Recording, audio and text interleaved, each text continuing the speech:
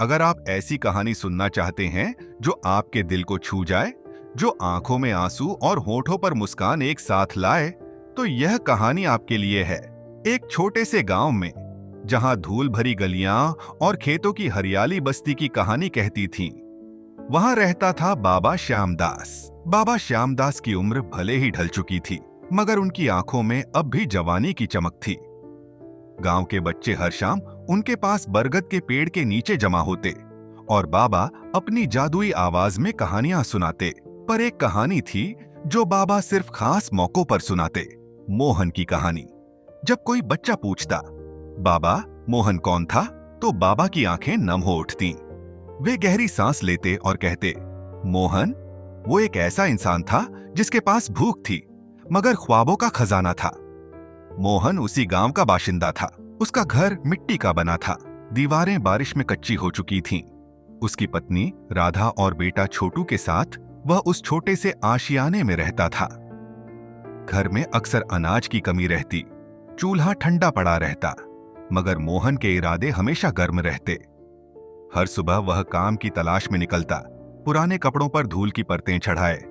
राधा, आज फिर खाली हाथ लौटा हूं, वह उदास होकर कहता, मगर उसकी आवाज में हार की कड़वाहट कभी नहीं होती। उसी शाम छोटू, जो अभी 10 साल का था, अपने पिता के पास आया और बोला, बाबा मैं खेतों में काम कर लूंगा, स्कूल के बाद कुछ घंटे मजदूरी कर लूंगा। मोहन ने छोटू के सिर पर प्यार से हाथ फेरा और कहा, नहीं बेटा, तुझे पढ़ना है, मेहनत मेरे हाथ करेंगे, तेरा काम है सपने देखना, लेकिन सपनों से पेट नहीं भरता। राधा की आंखें हर रात उसकी तकलीफ की गवाही देती। छोटू का मासूम चेहरा भूख से मुरझा रहा था। मोहन का दिल टूटता, मगर वह हार मानने वालों में से नहीं था। अगली सुबह मोहन ने फिर हिम्मत बांधी और गांव के सबसे बड़े जमींदार राय साहब के बगीचे में पहुंचा। राय साहब ने उसे सिर से पांव तक देखा और तंज कसते हुए बोले, मोहन अब तुमसे क्या काम होगा, मुझे तो जवान मजदूर चाहिए। मोहन ने हाथ जोड़े और विनती की, साहब मेरे घर में भूख ने डेरा डाल रखा है, बस एक मौका दीजिए। राय साहब ने आखिरकार उसे बगीचे की घास साफ करने का काम दे दिया, मेहनत आने के तौर पर सिर्फ 6 रुपए रोज। शाम को जब मोहन घर लौटा, उसके हाथों में छाले थे, मगर चेहरे पर एक हल्की सी मुस्कान। छोटू दौड़ता हुआ आया और बोला, बाबा आज रोटी मिलेगी ना? मोहन ने उसे गले लगाया और कहा, हाँ बेटा, आज तेरी मुस्कान मेरी रोटी है। कुछ दिन ऐसे ही बीते। मोहन सुबह बगीचे में काम करता और शाम को घर लौटकर राधा और छोटू के साथ छोटी छोटी खुशियां बांटता। मगर एक सुबह जब वह बगीचे में पहुंचा, तो वहां एक और मजदूर काम कर रहा था। मोहन हैरान रह गया, साहब ये क्या, आपने तो मुझसे वादा किया था।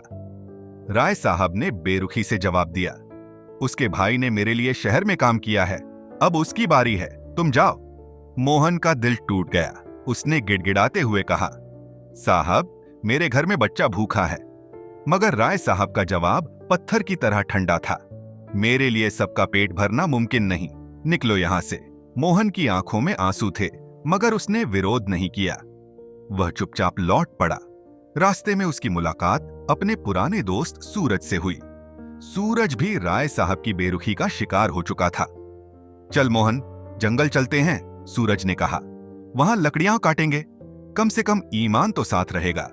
जंगल का रास्ता लंबा और कठिन था, मगर दोनों दोस्तों ने एक दूसरे का हौसला बढ़ाया। रास्ते में उन्हें एक बूढ़ा साधु मिला। उसकी जटाएं लंबी थीं और आंखों में गहरी शांति। साधु ने कहा, बेटा इस जंगल में एक खजाना छिपा है, मगर याद रखना सिर्फ उतना ही लेना जितनी जरूरत हो, लालच तुम्हें बर्बाद कर देगा। साधु ने बताया, 3 मील अंदर एक बरगद का पेड़ है, उसके नीचे एक लोहे का संदूक है। अगर कोई आवाज सुनाई दे, कोई परछाई दिखे, तो पीछे मत मुड़ना, बस आगे बढ़ते रहना। मोहन और सूरज ने साधु को प्रणाम किया और खजाने की तलाश में जंगल की ओर बढ़ गए। जंगल घना था, पेड़ों की छांव में अंधेरा छिपा था। हवा में अजीब सी सरसराहट थी और कभी कभी दूर से कोई चीख सुनाई देती। मोहन और सूरज का दिल धड़क रहा था, मगर वे रुके नहीं। आखिरकार घंटों की मेहनत के बाद उन्हें वह बरगद का पेड़ दिखा। मोहन ने कुल्हाड़ी से मिट्टी खोदी और सूरज ने पसीना पोंछते हुए मदद की। कुछ ही देर में उनके सामने एक लोहे का संदूक था। संदूक खोला तो दोनों की आंखें चौंधिया गईं। इतना सारा सोना। सूरज की आवाज में लालच झलक रहा था।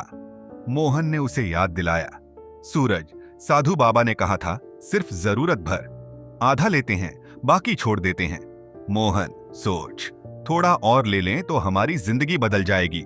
सूरज ने जिद की। नहीं सूरज, हमें भूख मिटानी है, आत्मा को दागदार नहीं करना। मोहन की आवाज में दृढ़ता थी। उन्होंने आधा खजाना लिया और वापस लौटने लगे। तभी पीछे से एक औरत की कराहट सुनाई दी। फिर एक बच्चे की चीख। आवाजें तेज होती गईं। सूरज कांपने लगा। मोहन, कुछ तो है पीछे। साधु बाबा ने कहा था पीछे मत मुड़ना, चलते रह।